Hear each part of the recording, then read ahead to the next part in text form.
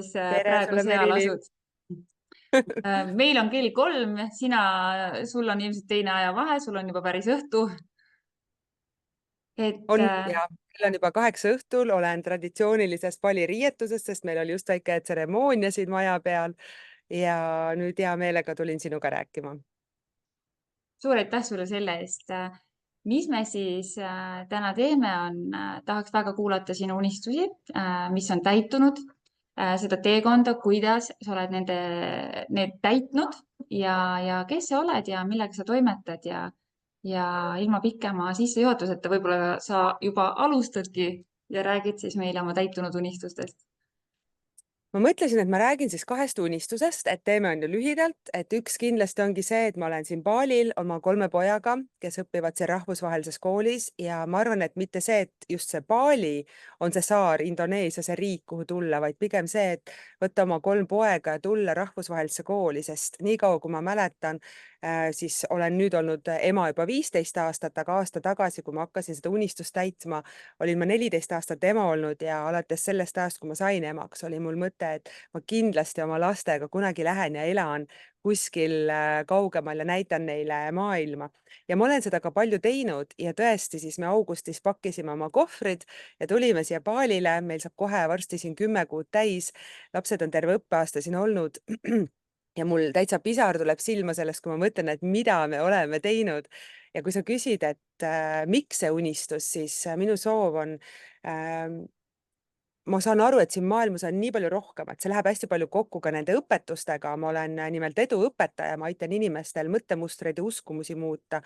Ja kuna ma ise nüüd juba 5 aastat elan nende õpetuste järgi, siis loomulikult olen ma need kõik tööle pannud, et seda unistust täita. Mis siin ikka? Tuleb teha otsus, et sa nüüd teed selle unistuse teoks. Astud esimese sammu, esimesed 2 sammu, tavaliselt need ei maksa mitte midagi. Uurida välja, kuhu suunas liikuda, millal liikuda. Panin kuupäeva paika ja kui ma sain koolilt jah-vastuse, otsisin elamise, panin lennupiletid, ostsin ära ja tegelikult nii lihtne see ongi, meil lihtsalt tuleb see samm astuda. Et kui paljud mu kliendid on mulle mingil hetkel öelnud, et issand, kui lihtne oli mul see reis teha, ma lihtsalt panin kuupäeva paika ja ostsin piletid, on ju. Et see tegelikult on palju lihtsam ja me tihti oma peas mõtleme selle väga keeruliseks. Ja muidugi teine unistus on selline materiaalne, see on selline kiiks mul, aga mõistke hukka, kui tahate, aga mul on eluaeg meeldinud Mercedes GL. Nüüd siis peab ütlema Mercedes GLS, sest et nüüd on neid GL-e juba nii palju.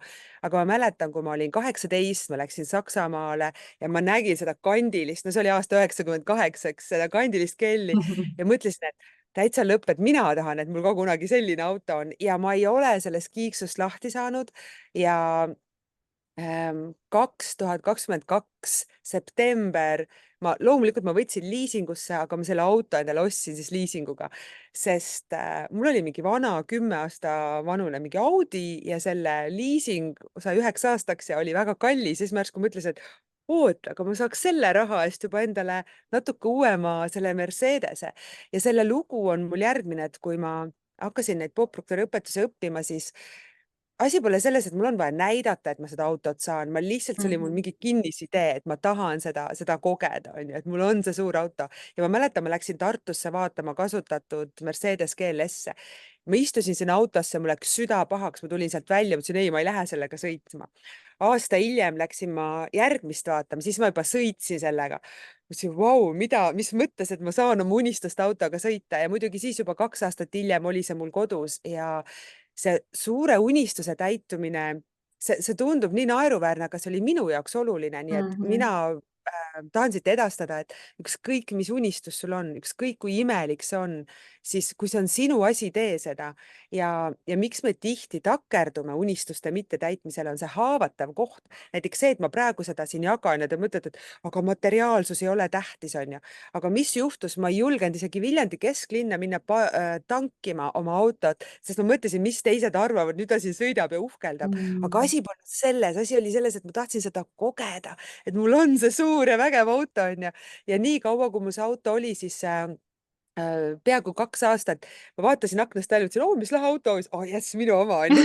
Ja asi ei olnud selles, et mul oli vaja seda kellelegi näidata.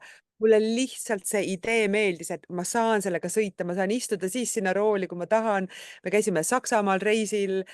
Mul oli väga mugav ja mõnus, me pidime isegi ühe öö autos magama lastega, onju, milleks siis onju, et see auto on, saime vähemalt seda kasutada.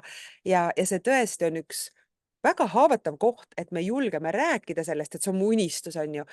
Ja auto ongi tarbeese, absoluutselt. Mul ei ole nagu, ma ei käinud teda seal kuidagi paitamas ja hoolitsemas ta eest, aga ma sain tunda uhkust enda üle, et ma julgesin mu unistuse täita.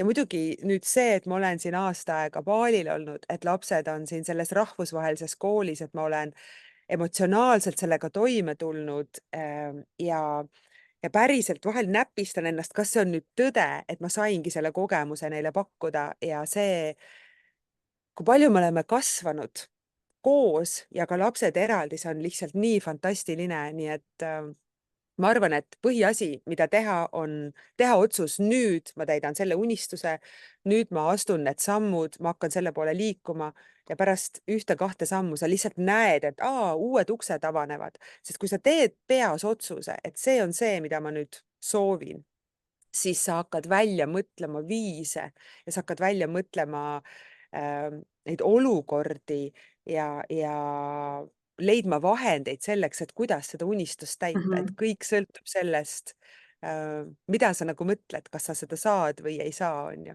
No need on need 2 unistust, mida ma teiega jagan, muidugi rida unistusi, langevarjuhüpe, sukeldumine, kuskil, kus ma olen käinud tantsimas, kuskil, kus ma olen issand, mida ma veel siin öelda saan, on ju.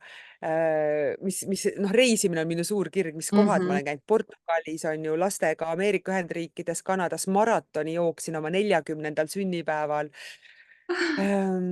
Mingid sellised Vau, asjad, mis kõik ei ole naine. muidugi ja kõik ei ole, on ju, materiaalsed, aga tõesti, see on üks suur emotsionaalne selline rännak, kui sa lähed neid unistusi täitma ja kui palju me kasvame läbi selle, kui palju me õpime iseennast tundma, nii et täitske kõik oma unistusi. Issand, kui äge, kui tabav, kui ilus lugu, aitäh sulle ja mõtle, sa olid ju tegelikult tollal 18 ja millal siis sa lõpuks selle auto endale said, kui me nüüd autost räägime, onju. vaata, mis ajaaken siin vahel on. Kui sa ühelt maalt 18 tekkis sul see mõte, kui sa Saksamaalt autot nägid ja alles hiljuti sa nagu No tuli siis, sulle kui ma olin klõpsuga. 42, jah, Jah, sul arvutage tuli ise, on ju. täiesti crazy, et noh, et sul tuli nagu klõpsuga, et kuule, ma võiks selle Audi nüüd selle vastu, et tadaa. Et Ja, jah. et see tuleb, me räägime nii palju lugu, et me teeme mingi asja enda peas nii suureks, vot unistus ongi nii suur.